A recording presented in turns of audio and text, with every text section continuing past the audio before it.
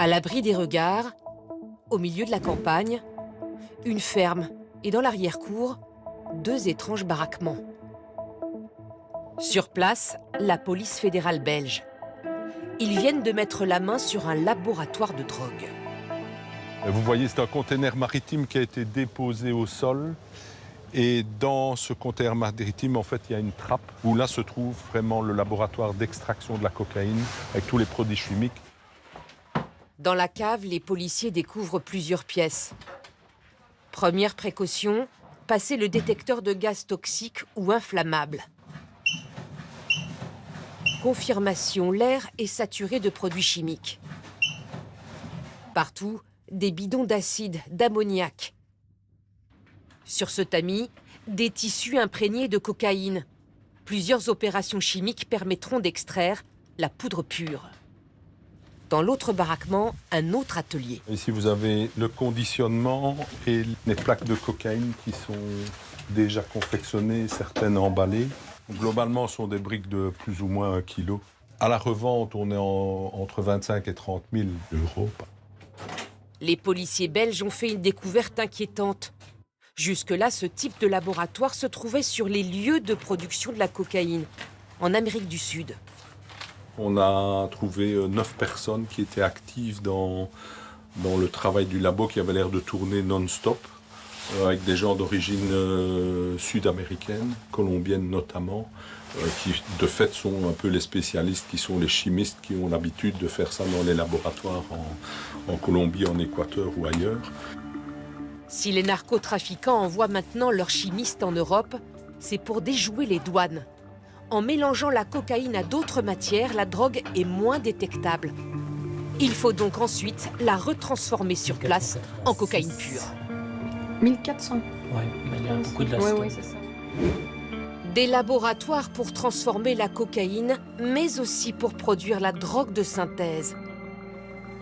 Si c'est un laboratoire de production de méthamphétamine qui a été découvert dans la région liégeoise, on distingue bien les glacières avec la méthamphétamine en train de cristalliser en fait. Et puis il y a toutes les nouvelles substances psychoactives qu'on voit apparaître sur le marché. Ces substances-là, potentiellement, peuvent être mortelles à la première prise. La Belgique est devenue, derrière les Pays-Bas, le pays d'Europe le plus touché par le phénomène. 12 laboratoires clandestins démantelés en 2013, 40 10 ans plus tard. La cocaïne mélangée est acheminée par les ports d'Anvers et Rotterdam, puis retransformée en Belgique. Les produits chimiques pour fabriquer ecstasy, phentamine ou kétamine arrivent de Chine par avion de marchandises. On parle ici d'une production industrielle, donc c'est des centaines de kilos, des centaines de litres, des tonnes qui sont fabriquées. Les aéroports belges sont devenus des plaques tournantes de ce trafic. Dans la zone de fret de Bruxelles, le centre de tri postal. Des dizaines de milliers de colis transitent ici. Et voilà, vous voyez le paquet qui se trouve à l'intérieur. C'est quoi? On va tester, mais j'ai une suspicion que c'est de la MDMA, donc le principe actif de l'ecstasy. Voilà, MDMA, ecstasy. Pour dissimuler la drogue de synthèse, l'imagination des criminels est sans limite. Dans un pot de, soi-disant, un pot de peinture, mais à l'ouverture, vous allez voir qu'il est rempli de petits cristaux de kétamine. Je vous montre le produit fini. Ce sont des tablettes d'ecstasy. Et alors, vous en interceptez fréquemment? Au quotidien. Oui, au quotidien. C'est notre travail journalier. Vendu en Europe 5 € le cachet, le prix atteint 25 € en Australie et aux États-Unis. Une fois passé par les laboratoires belges, la marchandise repart encore plus loin. Ça, c'était un colis à l'exportation qui était destiné à la Colombie. Après l'ecstasy, la kétamine est devenue le nouveau fléau. Mais les douaniers l'avouent, ils sont démunis. Mon but serait d'avoir des scanners. Si on a des scanners qui scannent tous les produits, là, on peut éliminer toutes les kétamines illégales. Mais pour le moment, je n'ai pas les moyens.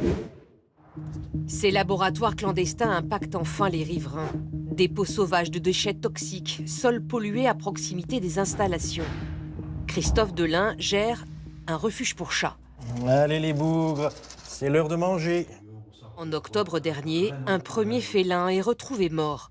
Finalement, nous avons eu 5 cadavres en 10 jours. Maintenant que nous savons que là-bas, c'était un laboratoire d'amphétamine, bon, on suppose que c'est soit un ingrédient de l'amphétamine, soit l'amphétamine même.